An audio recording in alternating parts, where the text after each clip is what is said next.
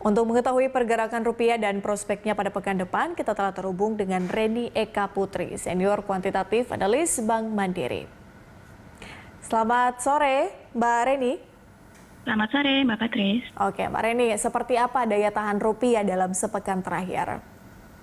Iya, jadi kalau kita perhatikan sepekan terakhir memang ini perdagangannya relatif fluktuatif ya. Jadi range perdagangan selama sepekan kita lihat ada di level 14.575 sampai 14.640 posisi terlemahnya ya terhadap USD.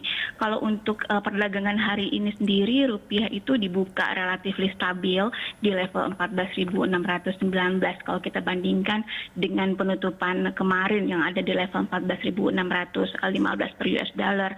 Namun perdagangan sesi siang kemudian sampai sore ini membawa rupiah terus menguat, terapresiasi seiring dengan apresiasi juga yang terjadi di sebagian besar mata uang regional ya. Jadi kalau kita lihat dari sisi sentimen sendiri memang sempat mengalami koreksi yang cukup tajam ke level 14.600 akibat dari peningkatan demand US dollar sebagai safe haven currency dan tingginya tekanan keluarnya aliran dana asing ya dari pasar domestik setelah yield obligasi US atau US Treasury ini kembali meningkat ke level 1,7% untuk tenor 10 tahunnya. Kemudian sempat juga memicu kekhawatiran pasar ketika ekspektasi inflasi Amerika Serikat ini diperkirakan menjadi sangat tinggi ya atau lebih tinggi dari level 2% sebagai target dari Bank Sentral Amerika Serikatnya. Kemudian kita lanjut di akhir minggu, capital flow itu kembali masuk ke pasar domestik setelah tekanan dari eksternal itu tersendiri menurun. US Treasury-nya kemudian balik lagi ke level 1,5-1,6% dan kemudian ada data-data ekonomi domestik yang cukup baik seperti cadangan devisa kita yang masih tetap tinggi dan kemarin ada surplus neraca perdagangan Maret ya yang ini juga menjadi salah satu katalis penguatan bagi rupiah di akhir pekan ini.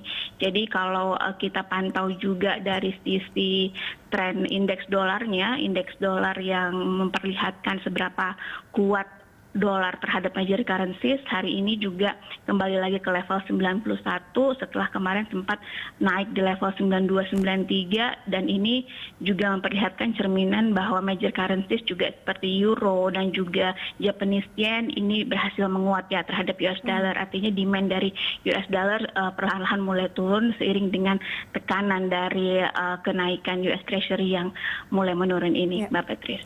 Oke, melihat pergerakan rupiah sepanjang sepekan terakhir ini, Mbak Reni, bagaimana kemudian prospek rupiah hingga pekan depan, terutama kalau kita melihat dengan adanya sentimen data ekonomi dari Amerika Serikat? Iya, jadi kalau untuk pekan depan sendiri, secara teknikal kita masih lihat ada prospek peluang ya untuk penguatan rupiah lebih lanjut.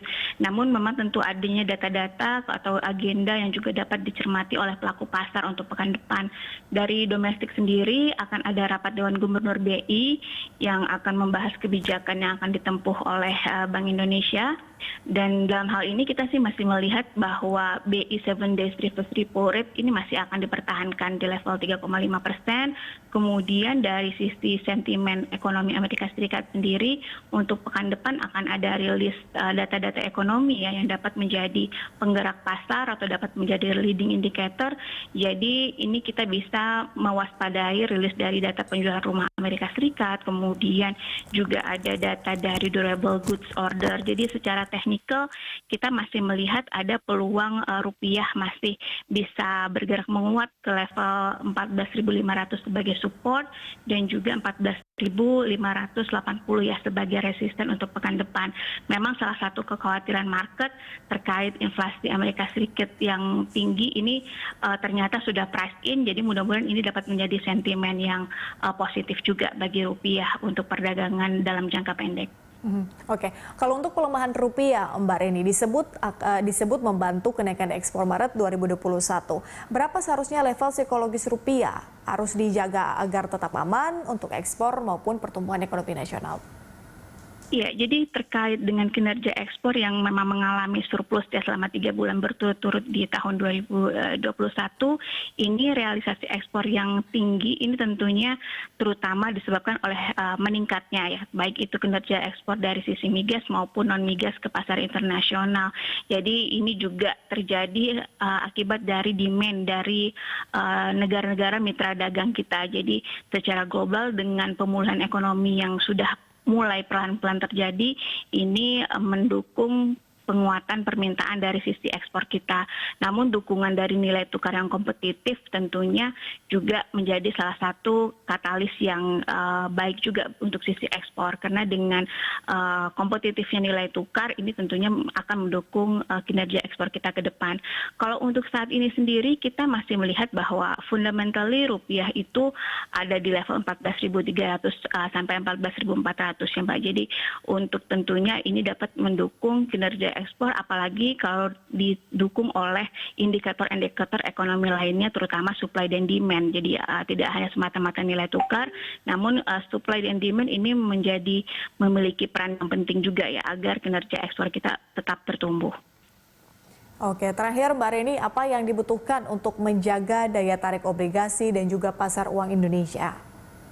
Ya, kalau berlihat dari pasar obligasi memang untuk demand kemarin sempat mengalami penurunan ya, dalam beberapa lelang juga ini mengalami penurunan permintaan. Jadi kalau kita lihat ini tentunya erat kaitannya dengan kemarin tekanan yang datang di pasar obligasi dengan kenaikan US Treasury yield. Namun untuk ke depan kita melihat pasar obligasi domestik ini masih memiliki prospek yang cukup baik, apalagi didukung dengan tren suku bunga yang masih rendah, kemudian laju inflasi yang masih terkendali sehingga dapat mendukung risk appetite investor di pasar obligasi.